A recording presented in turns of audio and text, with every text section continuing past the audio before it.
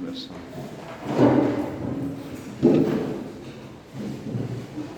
Em nome do Pai, do Filho e do Espírito Santo. Amém. Ave Maria, Pai nosso, que estais nos céus, santificado seja o vosso nome. Venha a nós o vosso reino. Seja feita a vossa vontade, assim na terra como no céu. O pão nosso de cada dia nos dai hoje. Perdoai-nos as nossas ofensas, assim como nós perdoamos a quem nos tem ofendido. E não nos deixeis cair em tentação, mas livrai-nos do mal. Ave Maria, cheia de graça, o Senhor é convosco. Bendita sois vós entre as mulheres, bendito é o fruto do vosso ventre, Jesus. Santa Maria, Mãe de Deus, rogai por nós, pecadores, agora e na hora de nossa morte. Amém. Nós com prolepia. Benedicta Virgo Maria. Benedicite.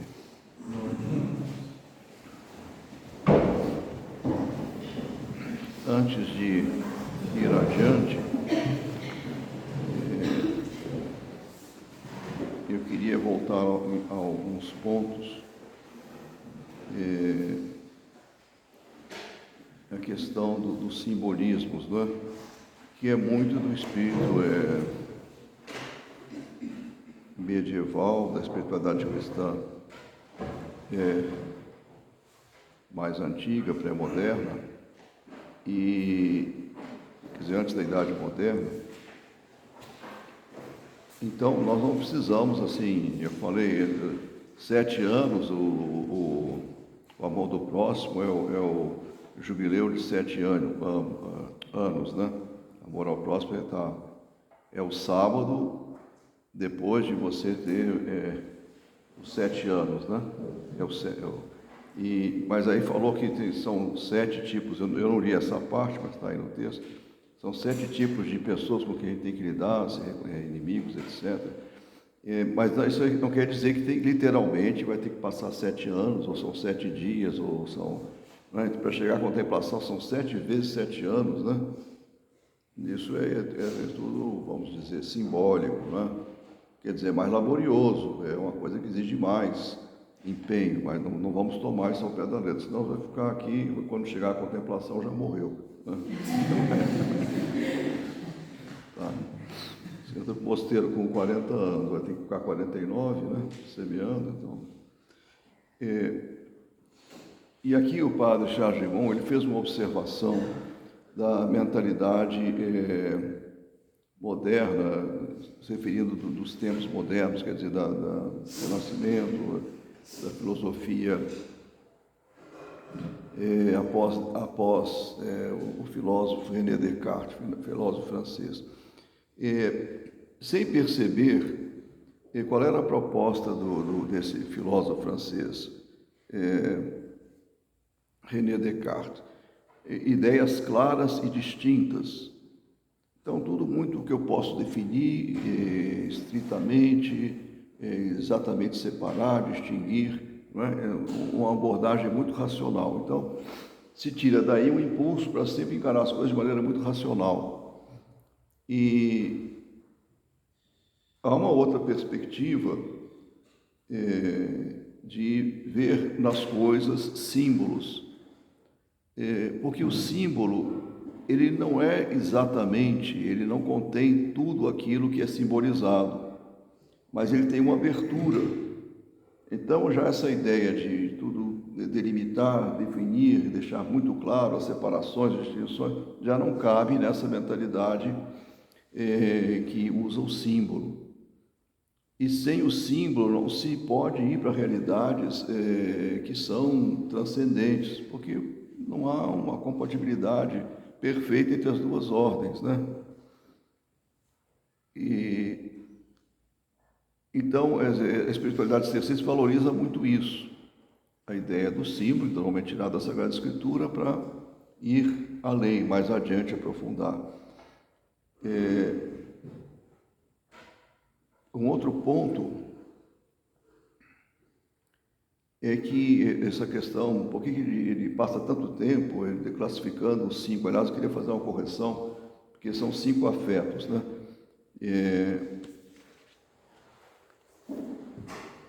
E aqui dá a impressão que são 6 no... Não me lembro agora onde que capítulo está.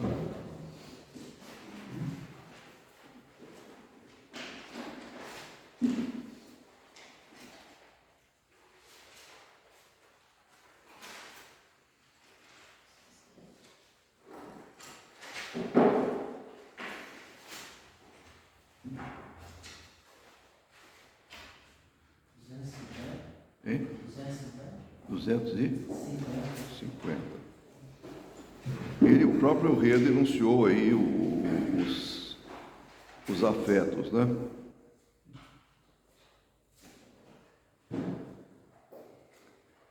Então, primeira categoria é o afeto espiritual, né? Que ele explica aí.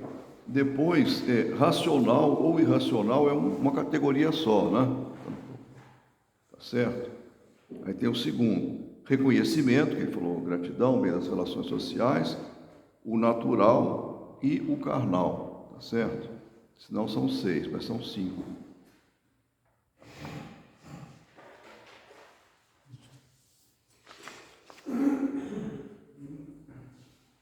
Ele precisa, então, trabalhar muito isso, porque os afetos, eles nos movem, não é? Mas tem o movimento da razão também, que escolhe, que discerne de uma outra maneira. O afeto é um impulso, né? Que não passa, não vem da vontade, tá certo? Mas ele precisa trabalhar muito bem tudo isso, porque o objetivo dele é chegar, lembra daquela questão? O amor é gênero, a caridade é espécie. Mas ele precisa delimitar bem o que é afeto, o que é amor, como é que o amor é caridade, etc. Que afetos você pode assumir, como é que isso pode te ajudar na vida espiritual, porque há uma integração aqui na espiritualidade cisterciense dos afetos, né? Eles podem ser, porque em si não há ainda o afeto, o brotar do afeto, do sentimento, é neutro, não há ainda, não é mal nem é bom, porque é uma coisa espontânea, não passou pela vontade. A vontade é que decide das coisas, se eu quero o mal ou se eu quero o bem. Mas então, essa integração, né? Não é que você pode agir só com a razão, né? Então, embora se distingue o afeto do amor de razão, mas a espiritualidade cisterciense busca levar a afetividade à vida espiritual. No tempo de que surgiu o Cister, isso é o monge de Thésée, Pierre-Yves, eu esqueci o sobrenome dele agora. Ele insiste muito, aliás, o padre também, o Michael Kaiser, né? É que esse tempo é diferente, esse século XII, quando surgiu o cisterciense, há mais valorização da experiência pessoal, de um tipo de vivência mais enraizada na pessoa, há um desabrochar da pessoa, né? Indivíduo, a gente diz, é um número, é um que não é o outro, né? Tá dividido... É o núcleozinho que não é o outro, né? Que não está individido, é o núcleo mínimo. E pessoa já tem uma conotação mais de abertura, de uma vontade que se abre para coisas maiores, etc. Então, os cistercienses estão dentro dessa corrente. Então, a espiritualidade cisterciense, ela é mais pessoal, é mais afetiva. Eles têm mais desejo de ter a experiência espiritual. Não quer dizer que o que está antes seja o contrário disso, mas aqui há um acento talvez maior E é mais, se nós pegarmos, por exemplo, Cassiano, ou pegar a regra de São Bento, nós vamos ver uma espiritualidade profunda, mas mais contida sobre esse aspecto pessoal. Não é que esteja ausente, não é? Porque quando ele fala com inarrável doçura de amor, se caminho, né, se percorre os caminhos de Deus, é claro que há um acento pessoal de experiência. Mas aqui nós estamos mais num nível, por exemplo, que vai levar depois a imitação de Cristo, que é muito claramente a relação do eu com o Cristo, né? Então o Cristo sempre falando para a alma está sempre se expressando com o Cristo, né? Isso a gente não vê na regra de São Bento, eu não vê da maneira assim tão pessoal a relação, por exemplo, no Cassiano, tá certo? Tá difícil aí, então, hein? Não podem perguntar, isso é o pessoal que está contra também, que está, né? O pessoal está contra também? Não tem pessoal que discorda, né? Mas aí, aqui ele concorda, mas quando sai lá fora ele desce a lenha, né? Esse tema que ele está falando lá. Ele está falando muita bobagem lá dentro. Isso não serve para nada. Quando um argentino fala, não é para nada, né? Tá bom. Então, nós vamos voltar muito a esse ponto aqui que apareceu muito. De fato, é uma coisa que precisa ser mais explicada. Eu falei muitas vezes, quer dizer, foi o tema na conferência, ele usou muito essa ideia da intencionalidade pré-reflexiva. Mas eu quero esmiuçar um pouco mais isso, para ninguém sair daqui dizendo que é esse negócio, falou tanto disso, mas não explicou, não é? Vamos tentar entender um pouco o que é intencionalidade pré. Lá na conferência, há 30 anos atrás, ele não explicou, não, ele só falou assim, mas eu vou tentar.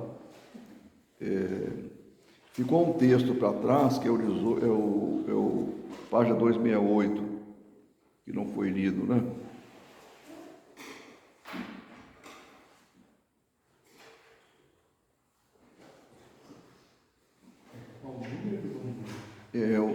Página 268, número 48. Pode ler com a irmã Terezinha. Página 268, número 48.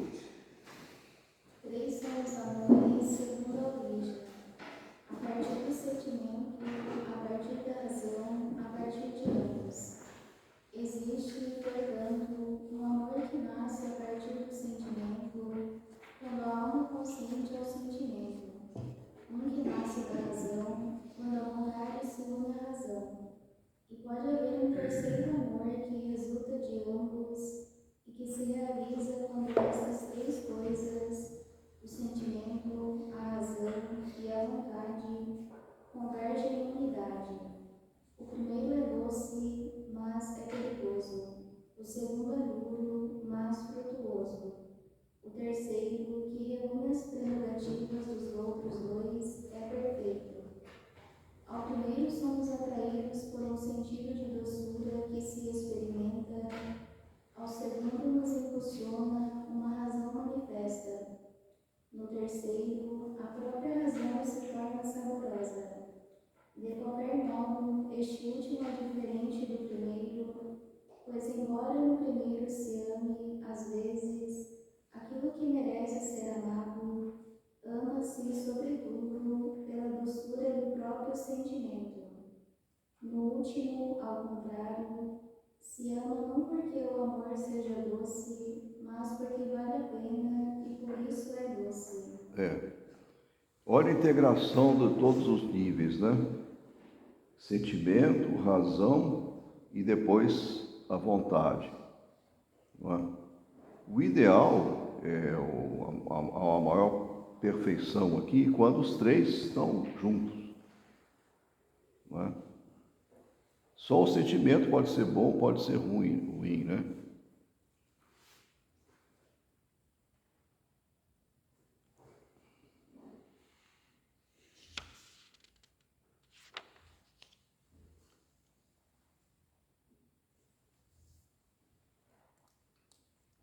Então esse é o texto, depois leiam isso novamente com calma, Mas essa integração da vontade, afeto e razão no amor. Aqui há é todo ser humano, todas suas esferas que estão abraçando, né, uma direção. Bom, depois, onde nós vimos aquela questão da carta de Tito, né? Vivamos em sobriedade, na justiça e na piedade. Piedade é já uma virtude propriamente cristã.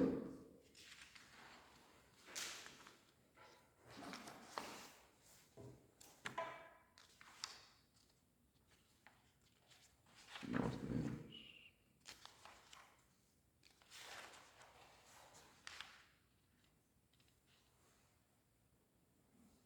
E vamos só para recordar, reler na página 292, o item 75.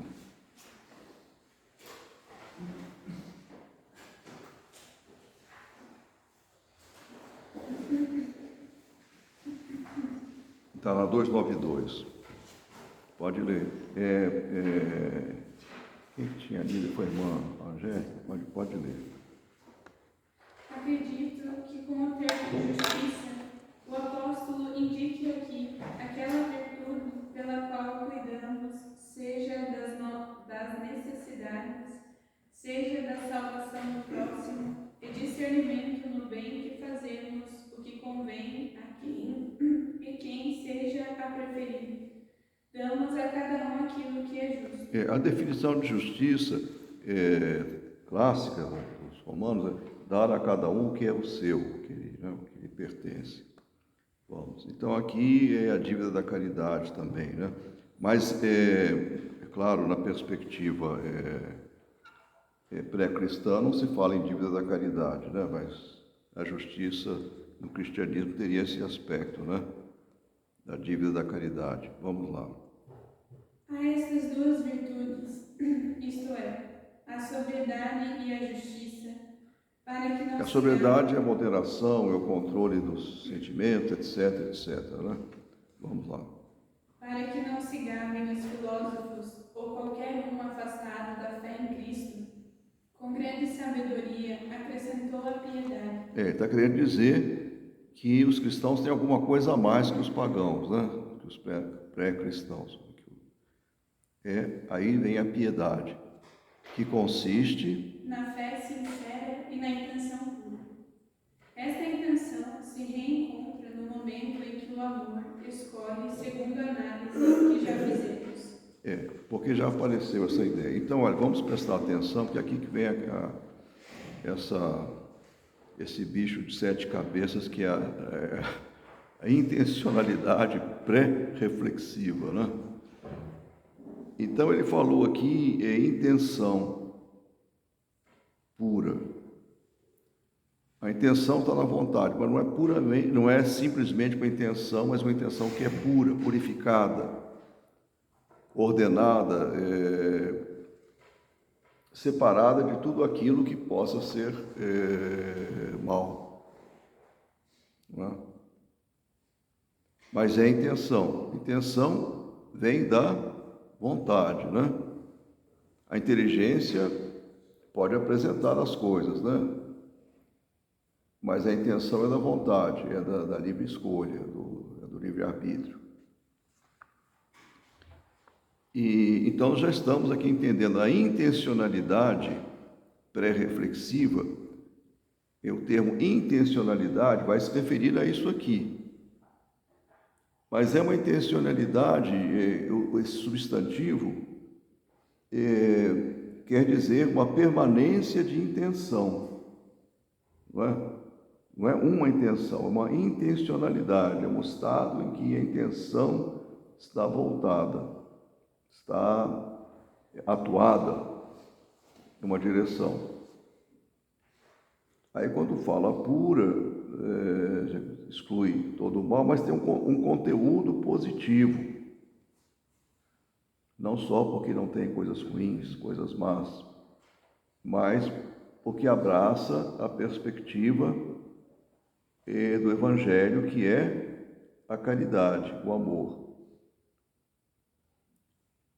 Por que essa intenção é pré-reflexiva? Se a intenção diz respeito à vontade, então houve um momento em que houve o trabalho da razão e da opção, não é?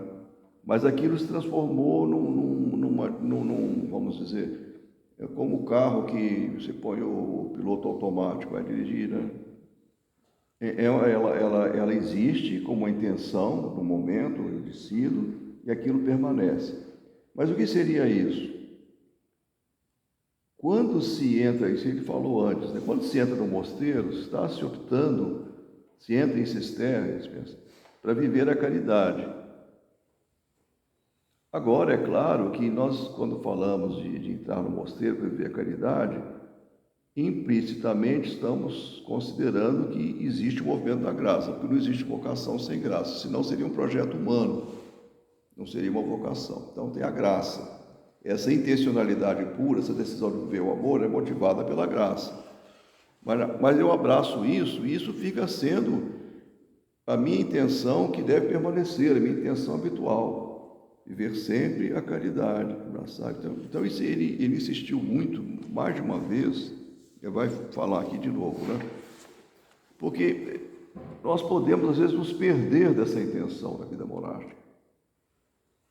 Eu depois eu estou preocupado com a função que eu tenho, com o carro que eu tenho, assim, não no sentido de possessivo, mas aquilo me toma completamente, eu sou celereiro, então a questão das dívidas do mosteiro toma toda a minha inteligência, toda a minha vontade, não há espaço para mais nada, né?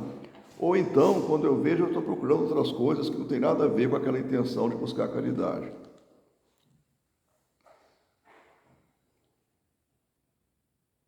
Então, ele falou, a piedade, fé sincera e intenção pura, qualifica a atitude cristã. Essa intencionalidade está na consciência, porque depois, se é uma coisa habitual, é uma coisa que eu estou sempre alimentando, ela é pré-reflexiva depois. Eu não preciso estar cada hora tomando uma decisão, porque eu já tomei a decisão e aquilo deve permanecer em mim. Eu alimento isso na vida sacramental, na vida de oração, para que essa intenção de viver a caridade do mosteiro permaneça. Então, essa intencionalidade provém da opção fundamental monástica, de viver a caridade no mosteiro. Por isso, o mosteiro é a escola da caridade. E aí vai se considerar tudo de maneira monástica,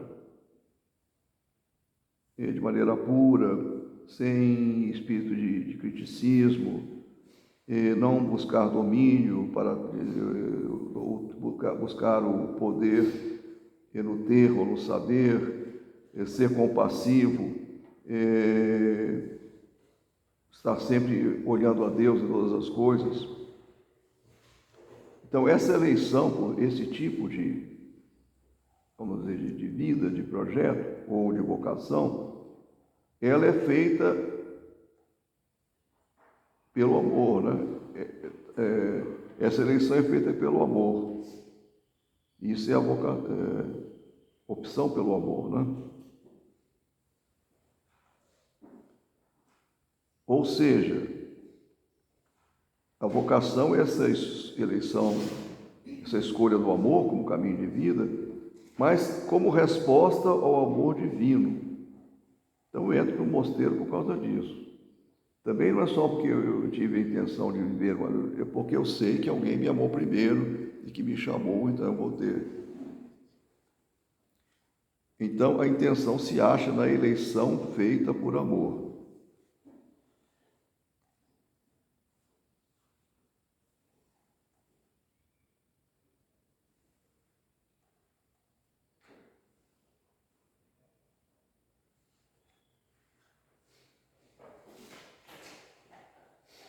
E ele acrescentou, o padre Charles Limon, a forma do monge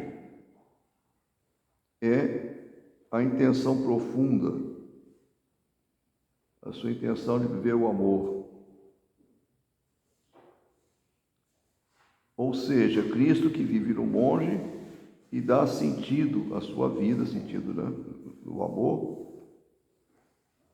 e isso se torna o princípio de toda a sua atividade. Olha o filtro aqui do meu exame de consciência. A minha atividade busca, favorece, é originada pelo amor, pela caridade. Senão eu não estou na escola da caridade. Eu entrei no mosteiro, mas não... eu estou preocupado com outras... em preencher outro tipo de necessidades sociais, culturais, econômicas, né, artísticas. O princípio de toda atividade deve ser a caridade, deve ser o amor.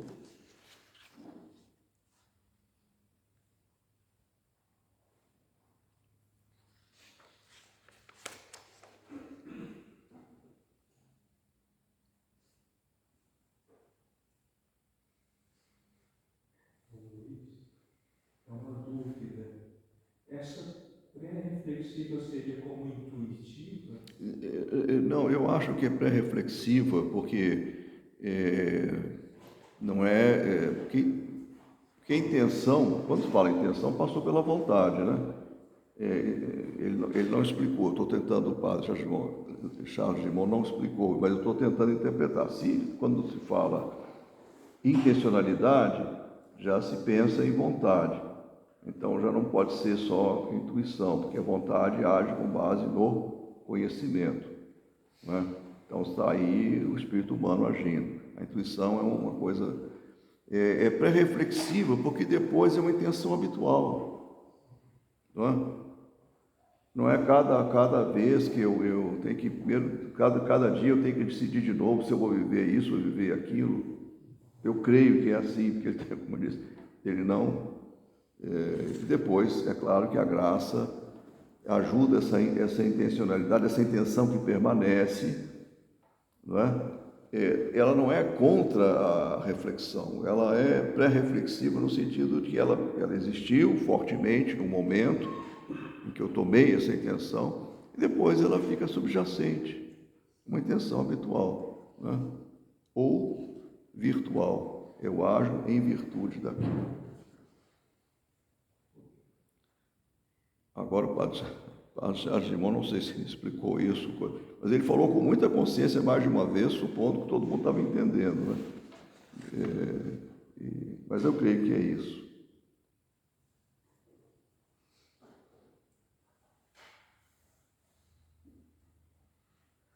Então, já falei, repetindo, escola de caridade.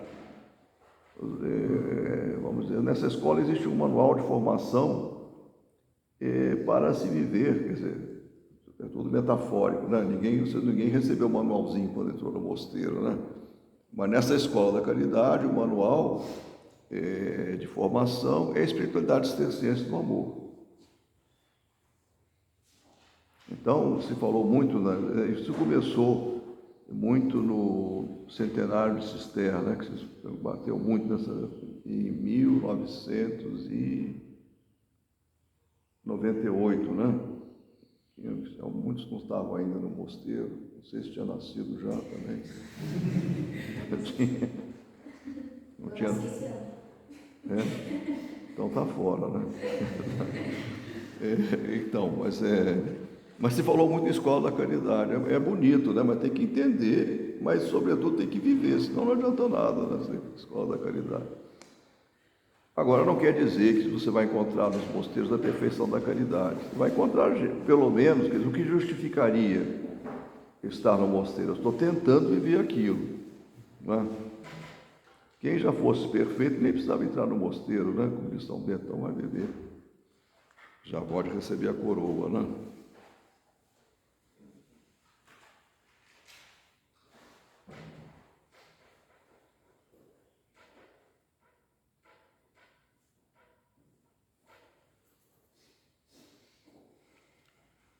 Então, nessa antropologia espiritual cisterciense,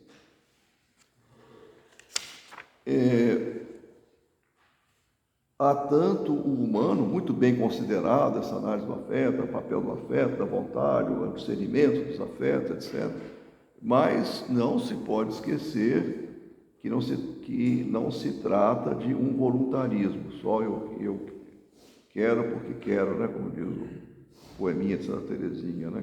O irmão uma vez fez um poema de Santa Teresinha, aí começava assim, quero porque quero, Santa Teresinha. Eu não sei se ela falou isso, mas acho que não falou, não. Então,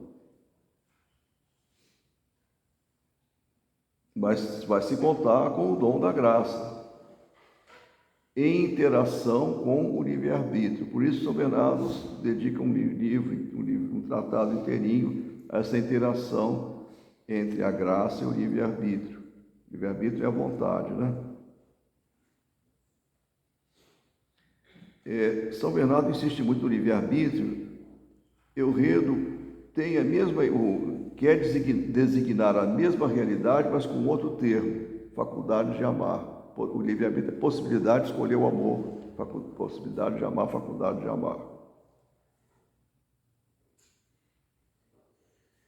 Eles dão muita importância porque isso é o fundo do ser humano. É aqui que o ser humano se decide, a sua escolha, né, fundamental. É o amor de Cristo, é a caridade ou é outra coisa?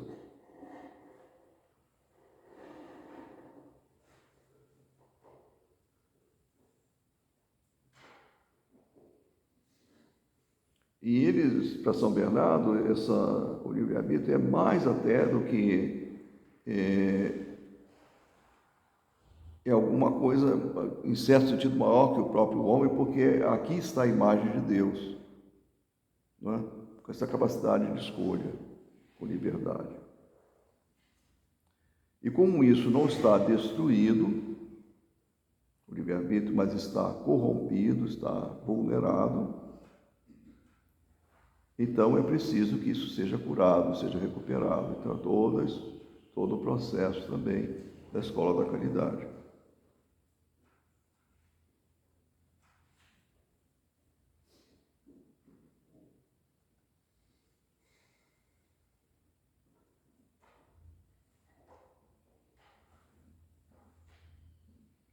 Bom, em filosofia se diz que uma potência, uma faculdade está em ato primeiro, quer dizer, ela existe.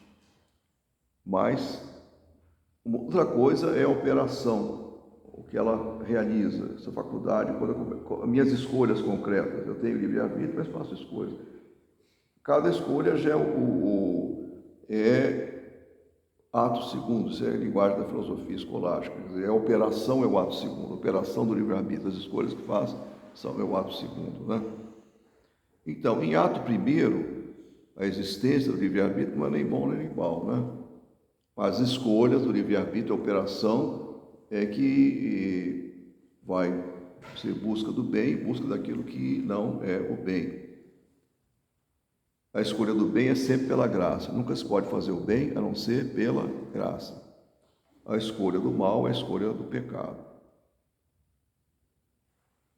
Escolha feita pelo pecado, a favor do pecado.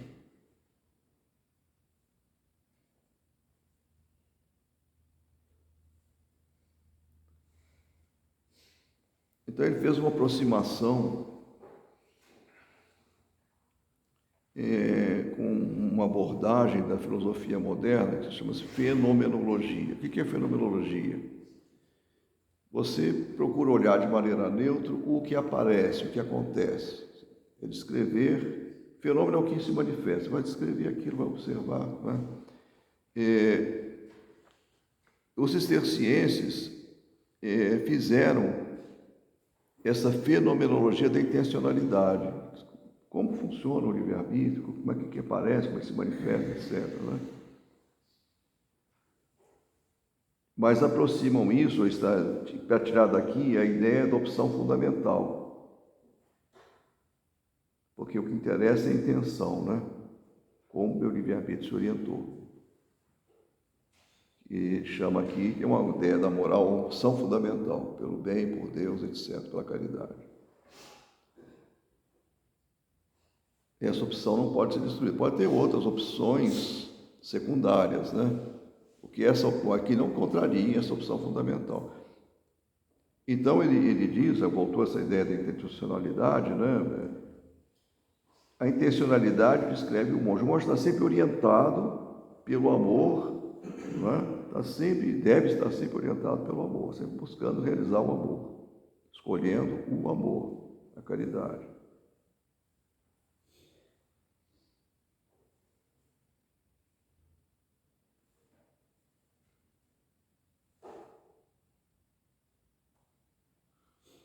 Então ele diz, a intenção descreve o monge, e ela é orientada pelo amor, né?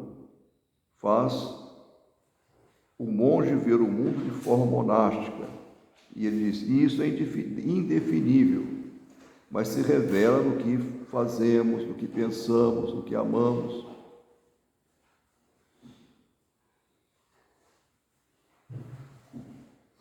E está aí a fonte do comportamento exterior.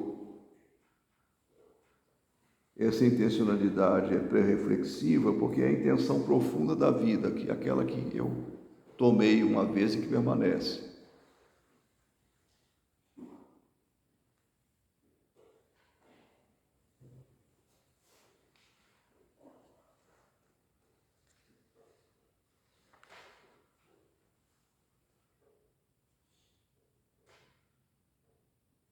É interessante notar que no capítulo 7º da regra, nós temos uma fenomenologia da humildade. Porque ele descreve lá os fenômenos, as manifestações que caracterizam a humildade do coração, né?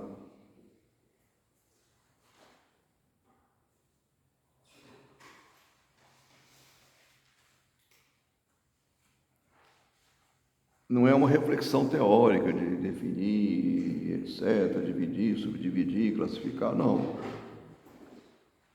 Aliás, o Cassiano fala em indícios de humildade, né? Como ela se manifesta. São Bento praticamente copiou, não é? O dever que a gente tem que dar aqui no noviciado é fazer a correspondência entre os indícios de humildade do Cassiano e os graus da humildade de São Bento. Fazer aquela...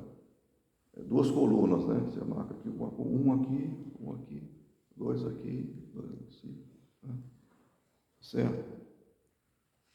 Bom, e isso é importante porque o ensino a tradição monástica, a tradição cisterciense, ela se transmite por um ensino prático, pelo exemplo da comunidade. Eu estou vendo a comunidade querendo praticar a humildade, praticando a caridade. Mas vai só falar teoricamente a caridade, se define, escreve no quadro. Depois chama o monge para fazer o exame oral, para saber se ele sabe repetir direitinho a definição. Não é?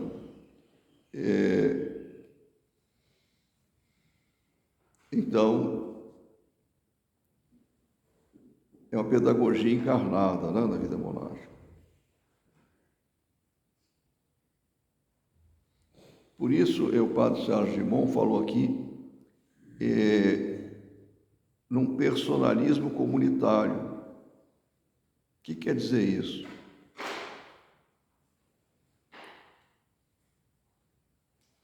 A espiritualidade cisterciense vive em comunidade. Se todos estão buscando as mesmas coisas, o engajamento pessoal, então todos estão falando a mesma linguagem, todos estão unidos, né? Estão solidários, no mesmo ideal, na mesma procura, no mesmo, buscando a mesma realização do ideal na sua própria conduta, né? E então a espiritualidade é sempre comunitária. Porque se eu entro no mosteiro para eu viver minha espiritualidade, eu pego os meus livros que eu gosto e vou ver meu caminho, e a comunidade não me interessa, né? Ou a comunidade não se interessa por mim, pode ser as duas coisas, o divórcio pode vir de parte a parte, mas então não tem nada a ver com vida monástica, nem com espiritualidade cisterciense, que é comunitária. E é por isso que os cistercienses, sobretudo Eulredo, né, Os outros não falaram, talvez, teoricamente, mas você vê as cartas de São Bernardo, né? O lugar que tem nessas cartas, amizade espiritual, com muitas pessoas, inclusive com madames, né? Grandes madames, duquesas, condessas, etc., princesas, rainhas, né? Porque, assim, é claro que não é o principal, mas a amizade espiritual, você comunicar, sabe, a intercomunicação, o mútuo apoio espiritual, é desse tempo, é da espiritualidade cisterciense. Então, por isso é que o São Teoredo pode escrever um tratado de amizade espiritual, porque existe um personalismo comunitário feito pela caridade. Todos querem buscar a caridade, viver a caridade. Um pode dizer ao outro coisas que correspondem a todos.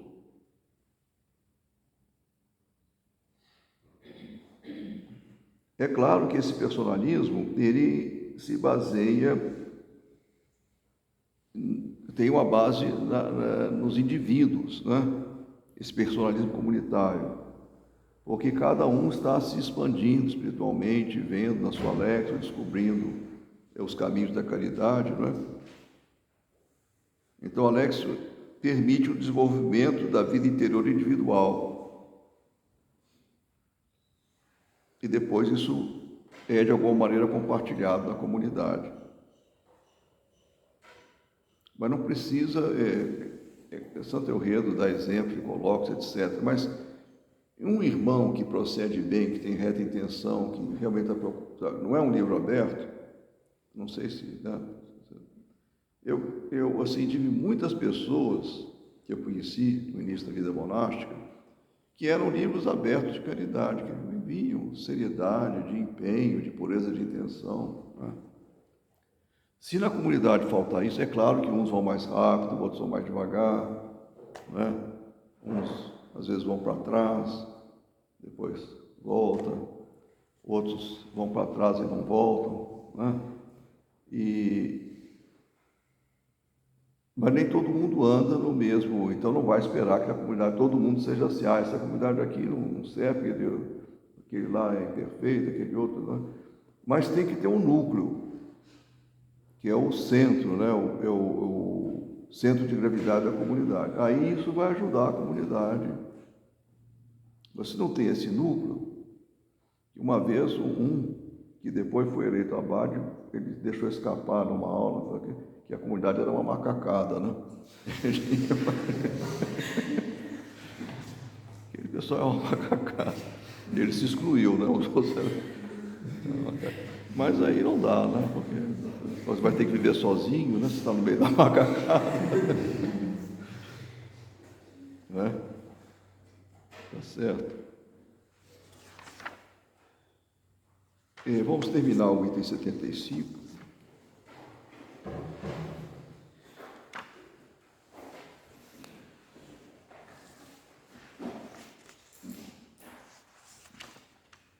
Talvez aqui o leitor exija que expliquemos também com maior clareza onde está, na medida do viver, o limite que é perigoso, ou melhor, pernicioso ultrapassar. Mas não há quem não veja como isto seja árduo e difícil de tratar, já que existem tantas qualidades no homem quanto são os homens, e que raramente se encontram duas delas pelas quais as coisas sigam bem do mesmo modo. De fato, aquilo que para alguém é suficiente, para outro é pouco. Aquilo que é útil para um, a outro não serve para nada. E aquilo que para um é necessário, para outro é manifestadamente supérfluo. Mas parece que se deve dizer alguma coisa que convenha a todos e que cada um possa adaptar a si para ver, sob a guia da razão, se excede a medida considerada necessária no modo de viver. Então, São Teoredo diz que é difícil, né, uma medida do caminho, um padrão para cada um, né, um caminho espiritual, mas se pode dizer coisas que são geralmente válidas para todos. Bom, nós já tínhamos lido esse texto, só quis voltar para deixar consolidar. Hoje, Eu não quero ir adiante porque tranquilamente eu vejo o resto na sexta-feira. Como hoje é um dia à tarde, tem o almoço, piquenique, etc. Vocês podem usar esse resto da manhã pode tomar café, não é que ninguém é de ferro, mas depois aí pode usar para reflexão, etc. Bater papo não está permitido. Tá bom? Cada um vai tentar assimilar aí um pouco o que foi recebendo, né? Não vai entrando por aqui, mas ao mesmo tempo sai. Tudo que entrou aqui sai por aqui. Né? É um desaguadouro, né? Não conservou nada. Então. Tá bom.